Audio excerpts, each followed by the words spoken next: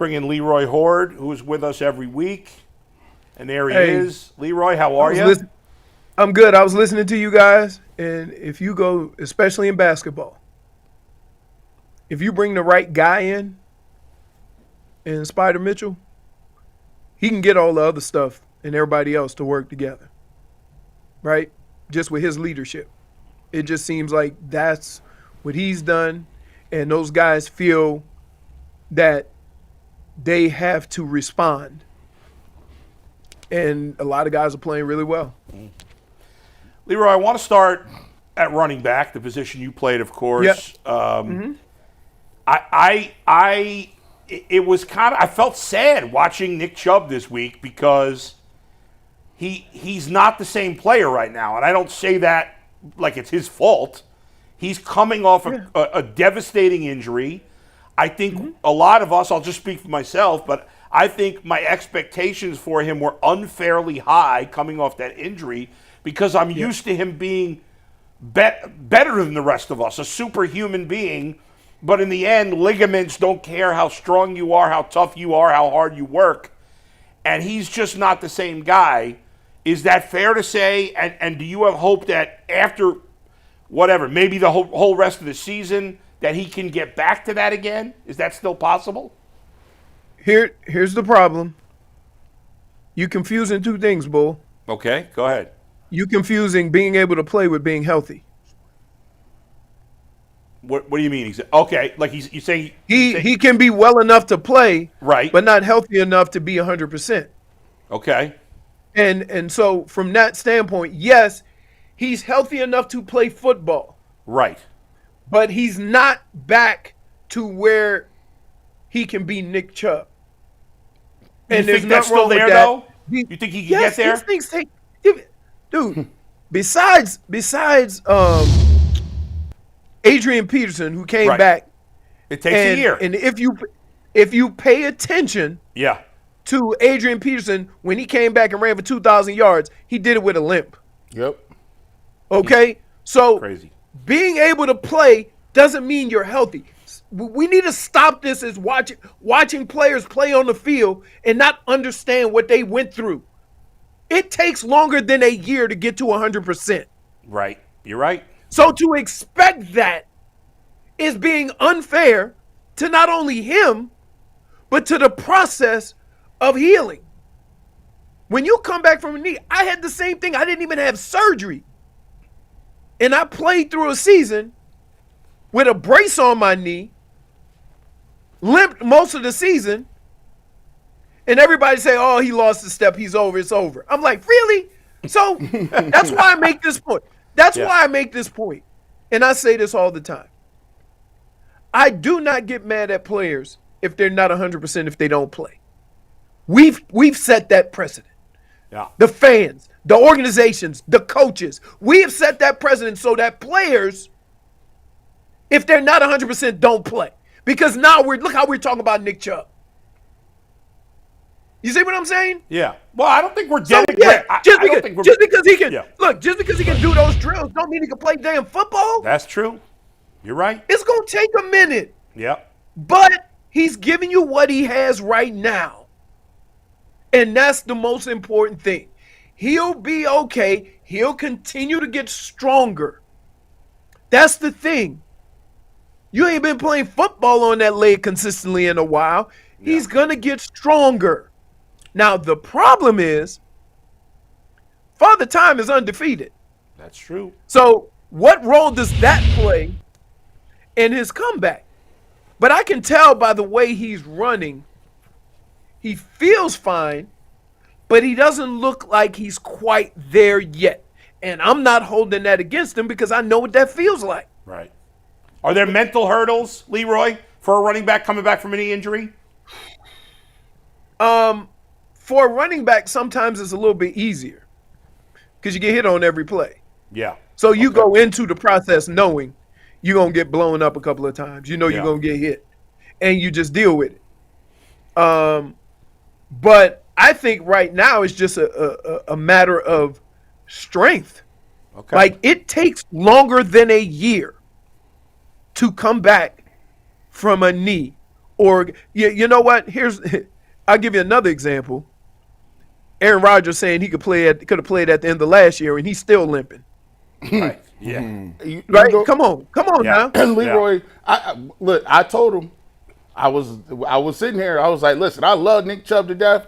I'd have had 2 of these, 1 in each knee. I'd have had the patella tendon, ACL, MCL, PCL, all the CLs that you want to have. All the CLs, I got all of them. Right. You know what I'm saying? But here's the thing. When you're doing that, you are training or doing rehab to get to base level, which is I can walk and I can run.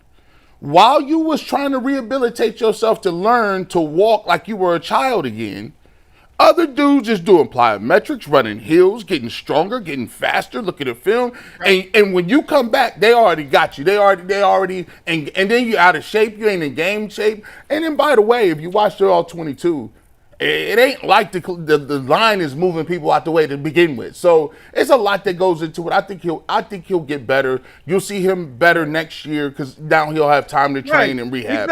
Exactly. So I mean, and here's the way I looked at it.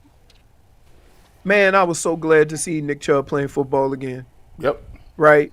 I knew what he had to go through. I know what I had an idea of what it was going to look like. And you guys asked me, what should you expect from Nick Chubb? And I said, nothing. Him being on the field. You don't realize the amount of work it took just to get him on the field at this point. Now he can concentrate on getting back to where he feels comfortable doing the things that he knows he was and can do again. But it's levels to this. First you get to where you can walk, and then you get to where you can run, and then you get to where you can cut, then you can get to where you're not worried about getting hit. Then you can actually get to the point where you're getting hit. Then you got to build up stamina to be able to carry the football for a game. Then you get to, and there's a whole bunch of levels, and he's kind of doing this on the fly. And so I'm not going to let nobody sit here and kind of take that process and say, oh, maybe he's getting a little older. I'm like, no. So like he's probably where he, and I will say this. He probably realizes where he is, and the last thing you do is get frustrated about it. You got to just stay the course. Just stay the course and keep trying to get better and keep trying to, improve and keep trying to get your leg strength and keep trying to do all the things to get you where you feel more comfortable playing football. And he's doing it on the job. That's the only thing. All these things we're talking about of where he has to get to, he's doing it on the job. Leroy, we were having a conversation earlier about Jameis Winston, and obviously he has the nice win against Baltimore, and then obviously struggled this weekend against Los Angeles. Excuse me, still say that, but Garrett's like, what'd you say, G. Bush? You're like, kind of off the Jameis train. But last week we had the conversation, like, could he be the guy for the next couple of years? I think it's silly. It's silly, I think, to have the conversation today like that. That's why I said 3 games. Yeah. Right? Yep. Because you got to leave yourself open for that. Now, here's why I'm upset with what happened this past Sunday. Only one reason. If you're going to give me 3 picks, I want the ball down the field. A lot of short passes. Were they scared of the pass rush or something? You see what I mean? And when he threw it downfield, it almost seemed like he was forcing it. See, look at the pass chart. The gameplay in Leroy was a little confusing. There wasn't much play action. Because here, when I watched the game, Bush, this was what I was thinking. I say, damn, they're doing the same thing they did with Deshaun. I thought we were going, pivot. I thought we were going to get away from this. That we saw what the offense could be. You don't go back. Crazy.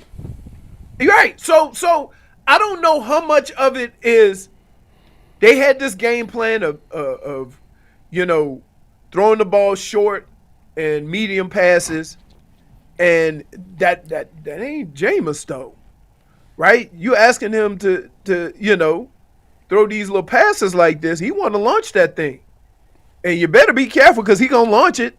He gonna do it probably when he shouldn't, right? So I was always under the impression that once we saw what we did 2 weeks ago, that would open things up, and they would start putting pressure on the deep side of the field, the deep end of the field.